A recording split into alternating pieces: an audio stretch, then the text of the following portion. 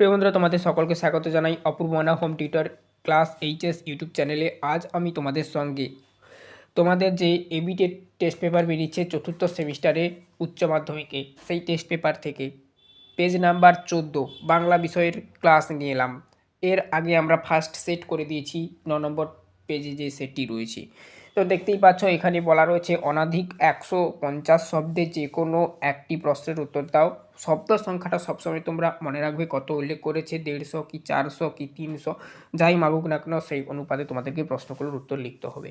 প্রথম প্রশ্ন, তোমরা তোমাদের বইটি লক্ষ্য করো, বলা রয়েছে হলুদ পোড়া গল্পটি আসলে একটি মনস্তাত্ত্বিক গল্প।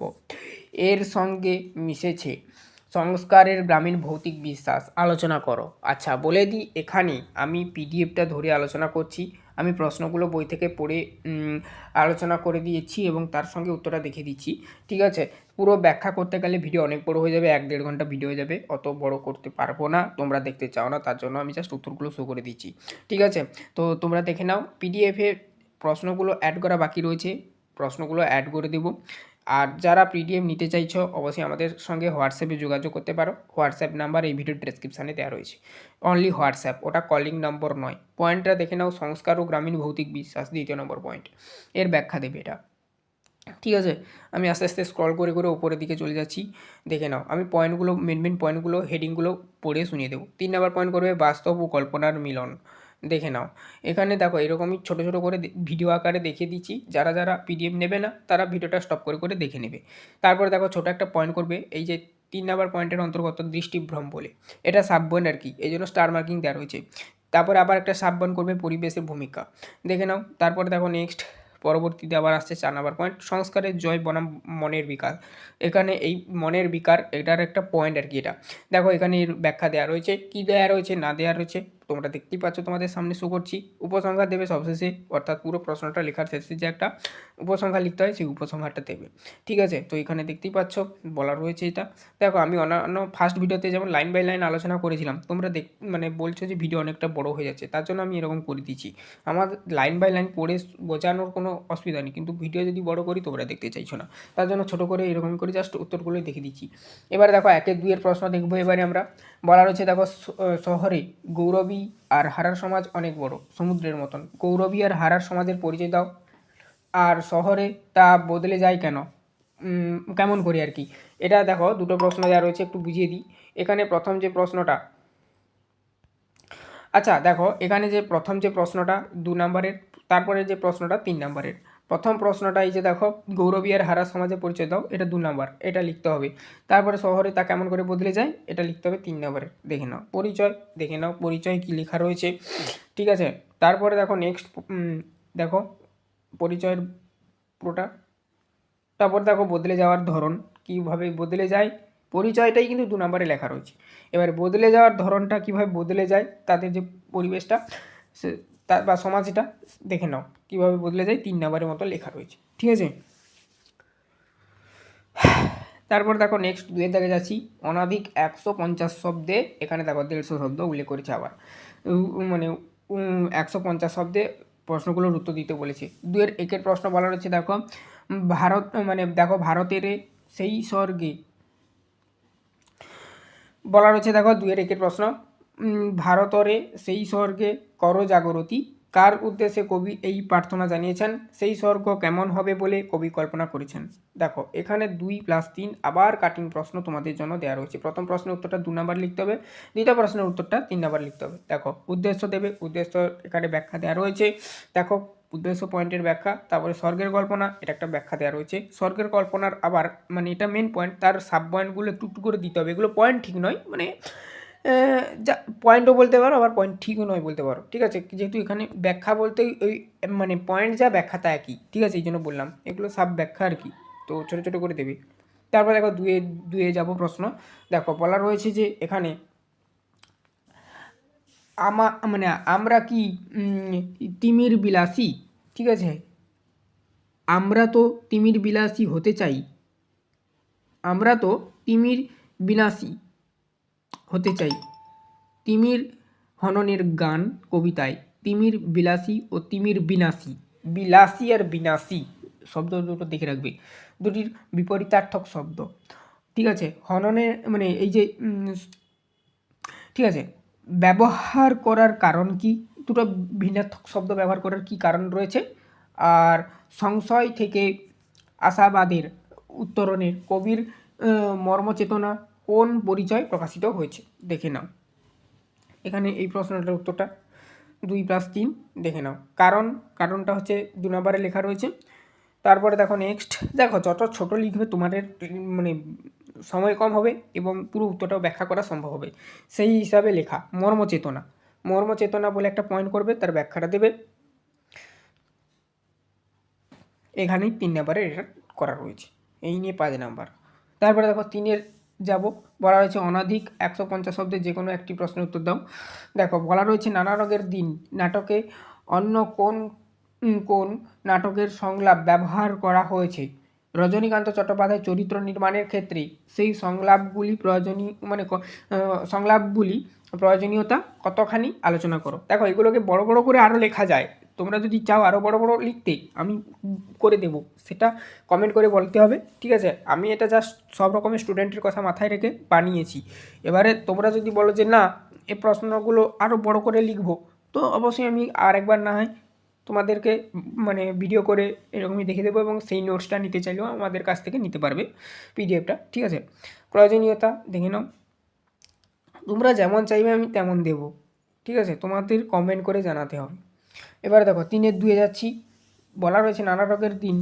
3-2 প্রশ্নটা দেখো, নানা রঙের দিন নাটক অনুসারে কালীনাথ সেনের চরিত্র আলোচনা করো। পুরোটা একটাই প্রশ্ন, এটা কোনো কাটিং প্রশ্ন নয়, পুরোটাই 5 নাম্বার। দেখে নাও, প্রথমে একটু ভূমিকা দিতে হবে, তারপরে পরিচয় দিতে হবে। দেখো পরিচয়ের আবার এগুলো হচ্ছে পয়েন্ট আকারে দেওয়া রয়েছে। সহমর্মিতা, ঠিক আছে, তার ব্যাখ্যা দেওয়া রয়েছে। শিল্পনিষ্ঠা, তার ব্যাখ্যা দেওয়া রয়েছে, ঠিক আছে। তো এগুলো দিলে হয়ে যাবে। তারপরে দেখো নেক্সট, এটাকে আরও বড় করে প্রত্যেকটা প্রশ্ন বড় বড় করে লেখা যায়, তো আমি সমস্ত স্টুডেন্টের কথা মাথায় রেখে 5 নাম্বারের অথচ শব্দ সংখ্যা 150, অথচ মানে ছোট করে লেখা, ঠিক আছে, এভাবে তৈরি করেছি। 4-এর দাগে যাব, 4-এর দাগে বলা রয়েছে দেখো অনধিক 150 শব্দে সেম বলা রয়েছে নির্দেশ। 2টি প্রশ্নের উত্তর দিতে বলেছে এখানে। দেখো এখানে বলা রয়েছে 4-এর 1-এর প্রশ্ন, তেমন এখানে 4টা প্রশ্ন পাচ্ছ। বলা রয়েছে দেখো শীঘ্রই যাতে রাজা চিঠি তোদের বাড়িতে আসে আমি তার বন্দোবস্ত করছি। বক্তাকে, প্রথম প্রশ্নর মান 2, তিনি কেন একথা বলেছেন, মানে এটা দুটো নিয়ে 2 নাম্বার, কিন্তু এখানে এক এক করে দিলে ভালো হতো, জাস্ট একবারেই 2 দিয়েছে। যাই বলো না কেন তোমাদের বইতে দেখতে পাচ্ছি যেটা, এই মন্তব্যে তার কোন মনোভাবের পরিচয় পাওয়া যায় দেখে নাও। দেখো এখানে এই যে দেখো 2-2-1 করা হয়েছে, আমি এক্সট্রা জাস্ট বোঝানোর জন্য করেছি। আবার এটাকে যদি 1+3 এরকমই করতো আরও ভালো হতো, এরকম করলেও হতো, বা এই যে দেখো আমি বোঝানোর জন্য যেটা 1-2 করেছি সেরকমও হলে ভালো হতো আর কি, কিন্তু তোমাদের জাস্ট 2+3 দিয়ে দিয়েছি। দেখো বক্তা সম্পর্কে বলা রয়েছে, কে বক্তা বলা রয়েছে যেহেতু। তারপরে প্রেক্ষাপট, কি উদ্দেশ্যে প্রেক্ষাপটে বলা হয়েছে তার প্রেক্ষাপটটা ব্যাখ্যা করা রয়েছে, দেখে নাও। মনোভাব, দেখো এখানে মনোভাবের ব্যাখ্যাটা তুলে ধরলাম, দেখে নাও। এভাবেই লিখবে ছোট ছোট করে, 5 নম্বর পেয়ে যাবে। এবার দেখো 4-2 যাচ্ছি, বলা রয়েছে দেখো 4-2 তোমরা আমার এই জানালার সামনে রাস্তায় দাঁড়িয়ে একটু খেলা করো। বক্তাকে কাদের উদ্দেশ্যে তার এই অনুরোধ, তাদের খেলায় সে কীভাবে সাহায্য করেছিল, ঠিক আছে। তোমাদের কিন্তু বইতে 1-1-3 দেওয়া রয়েছে, আমিও এখানে দিয়ে দিয়েছি, এটা ঠিক দিয়েছি, এটা কিছু বলার নেই আমার। দেখো এখানে বলা রয়েছে বক্তা উদ্দেশ্য, এখানে দেখে নাও বক্তা কে এবং তার উদ্দেশ্য কি একসাথেই বলা রয়েছে পয়েন্ট করে। দেখো তারপরে কীভাবে সে সাহায্য করেছিল তার ব্যাখ্যা দেওয়া রয়েছে, সাহায্য বলে পয়েন্ট করে দিয়েছি এবং তার ব্যাখ্যাটা করে দিয়েছি, ঠিক আছে, দেখে নাও, ঠিক আছে। তো তোমরা যাতে সহজভাবে লিখতে পারো সেই চেষ্টাই আমি অনবরত করছি, তো দেখতে পাচ্ছ। তো তারপর দেখো নেক্সট 4-3 যাচ্ছি, দেখো 4-3 বলা হচ্ছে ডাকঘর নাটকের নামকরণ কতটা যথার্থ তা আলোচনা করো। পুরোটা একটাই প্রশ্ন, এটা কোনো কাটিং নেই, ঠিক আছে। তো এটা জাস্ট পুরোটাই 5 নাম্বার, দেখে নাও। 5 নাম্বারে তোমাকে পুরোটা সাজিয়ে গুছিয়ে লিখতে হবে 150 শব্দের মধ্যে। সবসময় শব্দ সংখ্যাটা মাথায় রাখবে কত বলছে। শব্দ সংখ্যা যদি 200 বলে তাহলে একটু লেখা বড় করতে হবে, মানে সেক্ষেত্রে তোমাকে শব্দটা যোগ করতে হবে, এক্সট্রা শব্দ। আর যদি বলে যে না 150, তো 150-র মতনই এগুলো লেখা রয়েছে। যদি বলতো যে 300, আরও বড় হতে প্রশ্নের উত্তর তখন, ঠিক আছে। যেমন প্রশ্ন মানে শব্দ সংখ্যা বলবে তেমন প্রশ্নের উত্তর দেবে। দেখো ডাকঘর নাটকের নামকরণটি অত্যন্ত প্রতীকী, তারপরে দেখো বাহ্যিক দিক এর ব্যাখ্যা দেওয়া রয়েছে, প্রতীকী অর্থ তার ব্যাখ্যা দেওয়া রয়েছে, এগুলো পয়েন্ট, ঠিক আছে, পয়েন্টগুলো দেখে নাও। তার সবশেষে উপসংহার দেবে, মানে প্রশ্নটা লেখা শেষ করছো, এর লেখা শেষে যে উপসংহারটা সেটা দেবে। এরপরে আসছি 4-4 প্রশ্ন। সে ভারী আশ্চর্য জায়গা, কে কখন সেই আশ্চর্য জায়গার কথা বলেছে? বক্তার বর্ণনায় সেই স্থানের যে চিত্রটি ফুটে উঠেছে তা তোমার নিজের ভাষায় লেখো। দেখে নাও, এটা 2+3, মানে এটা একটা কাটিং প্রশ্ন, ঠিক আছে। তো এই যে প্রশ্নটা দেখো 2+3, এই যে প্রশ্নটা কিন্তু কাটিং প্রশ্ন। প্রথম প্রশ্নের মান 2, দ্বিতীয় প্রশ্নের মান 3, সেই হিসাবে লিখতে হবে। দেখে নাও, বক্তা ও সময়, মানে বক্তারাকে আর কোন সময় বলেছে একসাথে করে দেওয়া রয়েছে উত্তরটা, দেখে নাও। এবারে কোন চরিত্রটা ফুটে উঠেছে, চরিত্রটা বা চিত্রটা দেখে নাও এখানে। আগে কে রাখে, আচ্ছা এবার দেখো 5 দাগে যাব। অনধিক 150 শব্দে যে কোনো একটি প্রশ্নের উত্তর দাও, ঠিক আছে। দেখো এখানে বলা রয়েছে, দেখো তোমাদের জন্য এই প্রশ্ন সংখ্যাগুলোর কিন্তু কোনো মানে এই যে দেখো 150, আচ্ছা আচ্ছা। এবার দেখো আমরা 5 দাগে যাব। 5 দাগে বলা রয়েছে, দেখো অনধিক 150 শব্দের যে কোনো একটি প্রশ্নের উত্তর দাও। এখানে কিন্তু একটা প্রশ্ন উত্তর দিতে হবে, তেমন তোমরা দুটো প্রশ্ন পাচ্ছ। দেখো প্রশ্ন মান কিন্তু 5 করে 150 শব্দ আবারও এখানে উল্লেখ করা রয়েছে, আর একটার উত্তর দিতে হবে। প্রথম প্রশ্ন 5-1 প্রশ্ন, বিশ্বভারতী বিশ্ববিদ্যালয় হিন্দি ভবনে দেওয়ালে ভিত্তিচিত্রটি কে এঁকেছিলেন? প্রশ্নটার মান কিন্তু মনে রাখবে 1। ছবিটির পরিচয় কি নামে পরিচিত, বা ছবিটির পরিচয় কি? এই প্রশ্নটার মান 1 হয়ে গেল। 2 নাম্বার, চিত্র নির্মাণে শিল্প দক্ষতা সংক্ষেপে লেখো। শিল্পীর দক্ষতা আর কি সংক্ষেপে লিখো বলেছে। পুরোটা প্রশ্নটার মান হচ্ছে কত? 3, দেখে নাও, সেই হিসাবে তৈরি করা রয়েছে। প্রথমেই বলা রয়েছে, দেখো শিল্পী ও নাম হয়ে গেল 2 নাম্বার, অর্থাৎ শিল্পীকে এবং তার নাম, দেখে নাও এখানে পুরোটা উত্তর দেওয়া রয়েছে পয়েন্ট করে। তারপর তার দক্ষতা, অর্থাৎ নেক্সট যে 3 নম্বরে যে প্রশ্নটা ছিল, যেটা বলেছিলাম এখনই, শিল্প দক্ষতাটা, তার উত্তরটা এখানে লেখা রয়েছে, দেখে নাও। এই জন্য পয়েন্ট করা দেওয়া রয়েছে দক্ষতা বলে শুধু, ঠিক আছে। 3 নম্বরে এটুকু লিখলে হবে। তারপর দেখো নেক্সট 5-2 যাচ্ছি এবারে আমরা।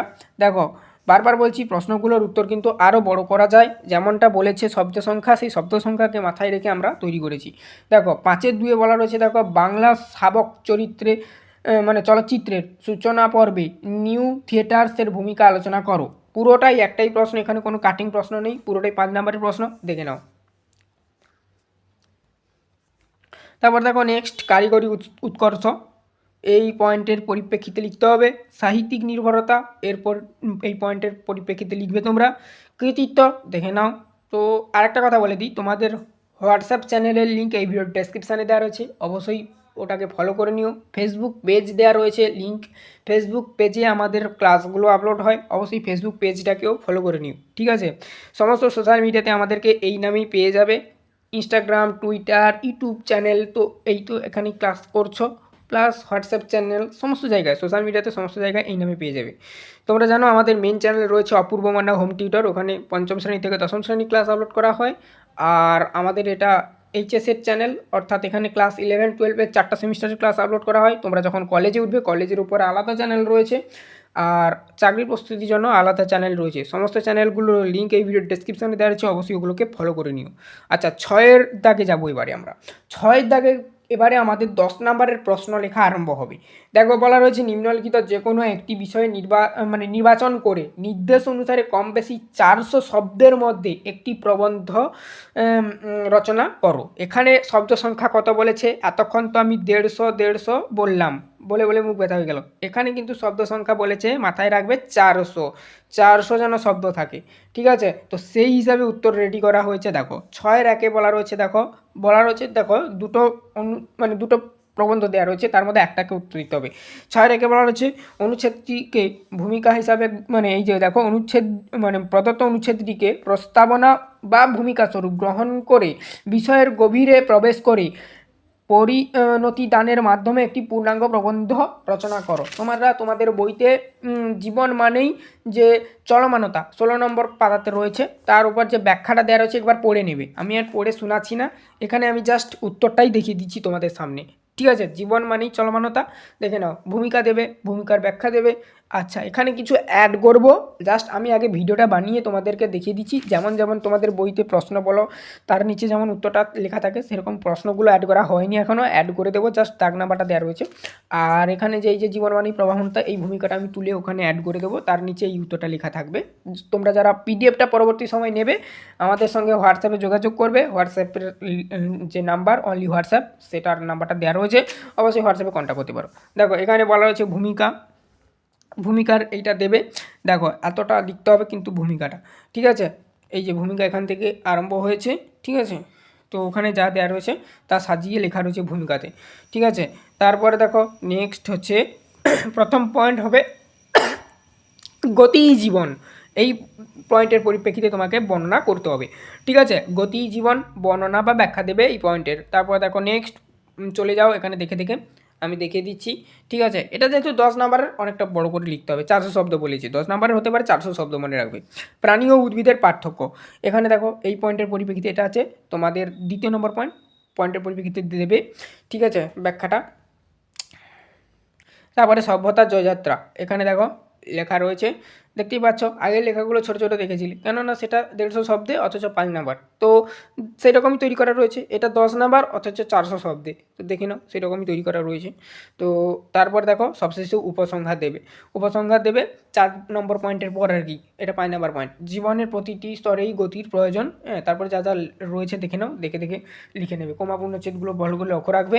তারপরে দেখো নেক্সট 6-2 যাবো, এখানে বলা রয়েছে দেখো, প্রদত্ত সূত্র বা তথ্য অবলম্বনে একটি প্রবন্ধ রচনা করো। তোমরা তোমাদের বইটি লক্ষ্য করো, যে পয়েন্টগুলো দেওয়া রয়েছে জন্ম, পিতা মাতা, শিক্ষক, কর্মজীবন, তারপরে হচ্ছে সাহিত্য কীর্তি, রকমারি, মানে জীবনাবসান, এগুলো আমরা মানে অ্যাড করে দেবো। এখনও অ্যাড করিনি, তবুও আমি পড়ে শুনিয়ে দিলাম, যেহেতু অ্যাড করবো, এখনও কাজ বাকি রয়েছে এডিটের। তো আগে আমি ভিডিওটা পাবলিশ করে দেবো, তারপরে যারা যারা নেবে তো তোমাদের জন্য করে দেবো। দেখো কিশোর ও কবি সুকান্ত ভট্টাচার্য, এখানে কিশোর কবি সুকান্ত ভট্টাচার্য সম্পর্কে লিখতে বলেছে। এই সম্পর্কে, ইনার সম্পর্কে সাজাতে হবে। ভূমিকা দেবে প্রথমে, তার ব্যাখ্যা দেবে, মানে সুকান্ত ভট্টাচার্য সম্পর্কে একটু লিখতে হবে তোমাকে ভূমিকাতে, তো লিখে নেবে। দেখো এখানে কি লেখাটা রয়েছে। তারপর দেখো নেক্সট জন্ম পরিচয়টা দেবে, জন্ম পরিচয় এরকমই পয়েন্ট করা রয়েছে, তার ব্যাখ্যাটা দেখে নাও। অর্থাৎ সুকান্ত ভট্টাচার্যের জন্ম পরিচয় সম্পর্কে তোমাকে এখানে লিখতে হবে। তারপরে দেখো নেক্সট পরবর্তীতে শিক্ষা ও রাজনৈতিক চেতনা, দেখে নাও এখানে লেখা রয়েছে তার ব্যাখ্যাটা। তারপরে দেখো নেক্সট পরবর্তীতে দেখো, স্ক্রল করে দিচ্ছি, দেখো সাহিত্য কীর্তি। সাহিত্য কীর্তি বলতে তিনি কী কী সাহিত্য কীর্তি অর্জন করেছে, বা তার লেখা বা বিভিন্ন যে উপন্যাসগুলো, সে সম্পর্কে তোমাকে লিখতে হবে, ঠিক আছে, কাব্যগ্রন্থগুলো। এবারে দেখো কাব্যগ্রন্থগুলি হলো লেখা রয়েছে। তারপরে দেখো এগুলো সাহিত্য কীর্তির মধ্যেই পড়েছে, ঠিক আছে, তো ফেলে দিয়েছি তার জন্য এই পয়েন্টে। দেখো এবারে হচ্ছে জীবনাবসান, অর্থাৎ তিনি কত দিন বেঁচে ছিলেন, বা কবে জন্মগ্রহণ করেছিলেন, বা তার মৃত্যুটা কবে হয়েছে, এই সম্পর্কে লেখা রয়েছে। দেখো উপসংহার দেবে সবশেষে, অর্থাৎ প্রত্যেকটি লেখা শেষে উপসংহার দিতে হয়, তো উপসংহার দেবে। এই ছিল তোমাদের বাংলার এই পেজের সমস্ত প্রশ্নের সমাধান।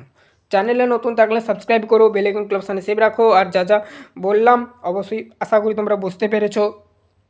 আর আমাদের সমস্ত সোশ্যাল মিডিয়ার লিঙ্কগুলো এই ভিডিওর ডেসক্রিপশানে দেওয়া রয়েছে, অবশ্যই চেক আউট করবে। পিডিএফ নেওয়ার জন্য অবশ্যই হোয়াটসঅ্যাপে কন্ট্যাক্ট করবে।